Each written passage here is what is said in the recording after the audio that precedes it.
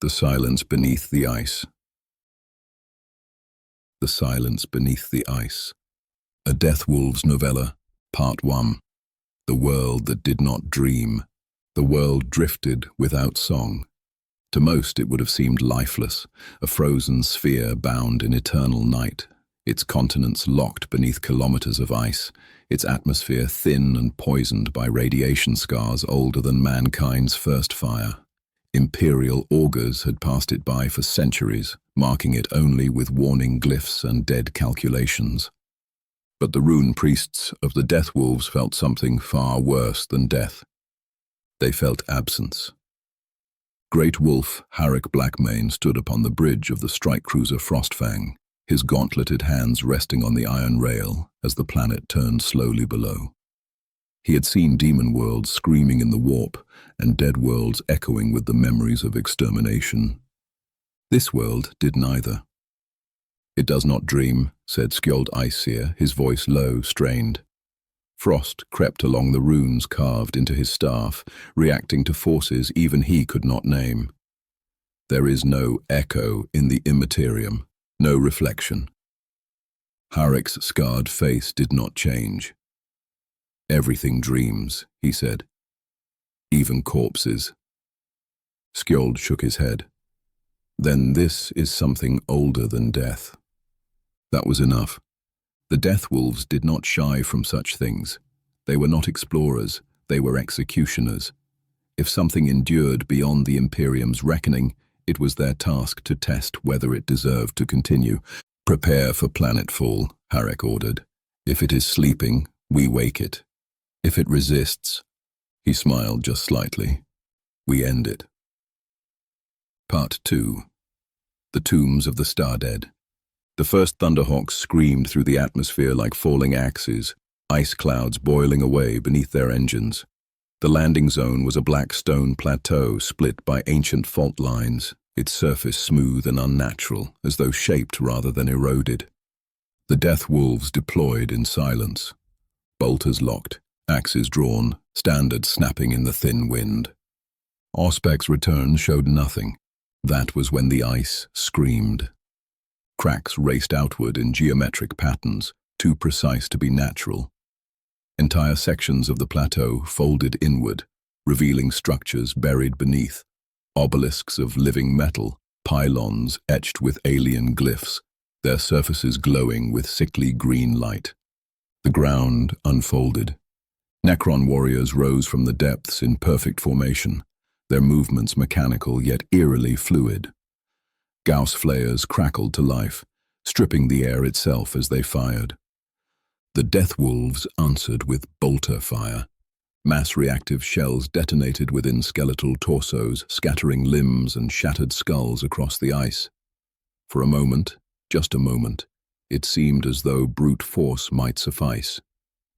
Then the Necrons began to rise again, limbs crawled back into place, heads reattached. Warriors reformed ranks with terrifying discipline. Harrick roared an order. "Break them! Do not let them reform." Thunder hammers fell, reducing bodies to molten slag. Chains wards carved through necrodermis until teeth shattered from overuse. Dreadnoughts strode forward, ancient warriors entombed within roaring their fury as Gauss fire peeled ceramite from their frames, and still the Necrons advanced. Then the air grew heavy. A floating dais descended from the sky, borne aloft by gravitic forces beyond imperial comprehension.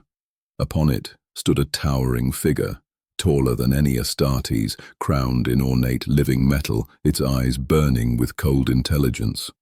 A Necron overlord had come to claim its world. Part 3. Hunger from Beyond the Veil. The first Tyranid spore struck like a falling star.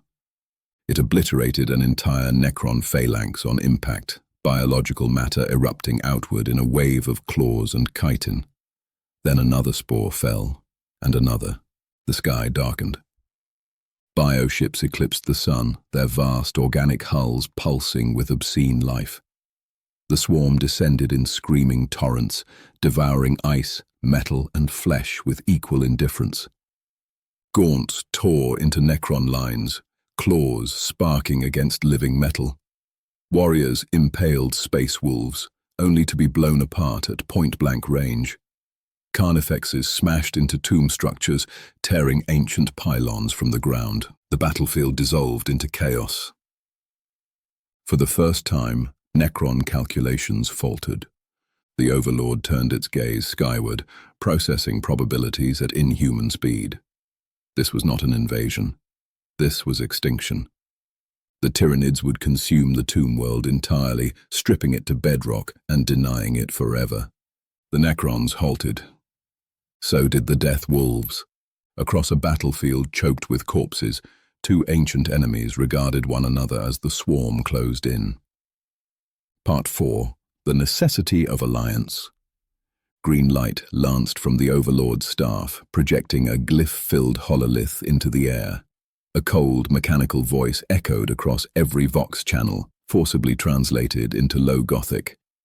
Existential threat confirmed. Biological consumption event unacceptable.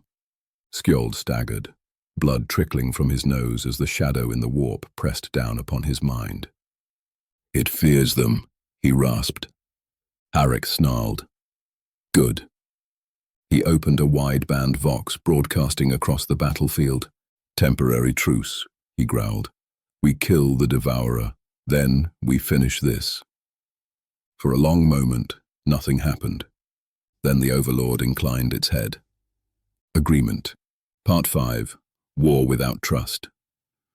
What followed was not cooperation, it was simultaneous annihilation. Necron monoliths rose from beneath the ice, their particle whips scouring entire Tyranid broods from existence. Long fang packs adjusted fire with brutal efficiency, missile salvos ripping through descending spores before they could disgorge their cargo.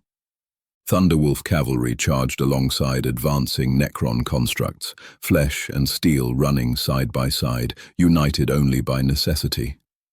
Rune priests unleashed storms of warp frost, freezing Tyranids solid before Canoptech constructs shattered them into crystalline dust.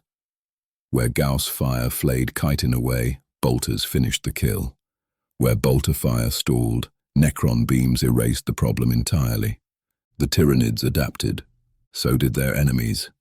But for the first time, the swarm began to fail. Part 6.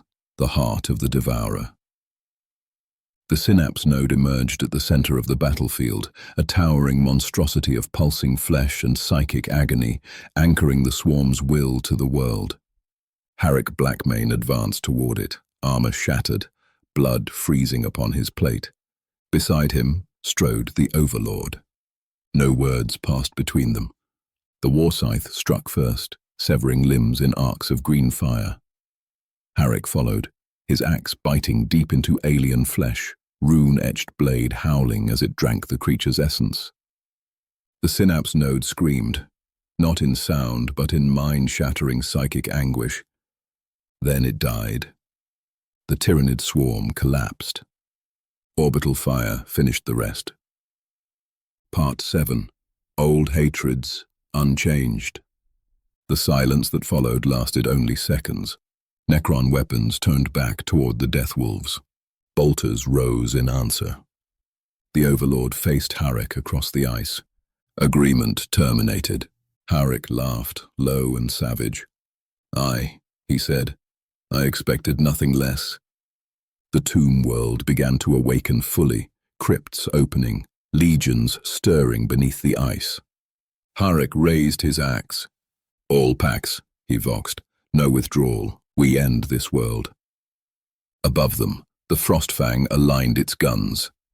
Epilogue. Graves that endure. When the strike cruiser finally translated to warp, the planet below was breaking apart, its surface aflame, its ancient cities shattered. Whether the Necrons endured in deeper vaults, none could say. The Tyranids did not. Harek Blackmane watched the dying world fade from the viewports. Mark this system, he ordered.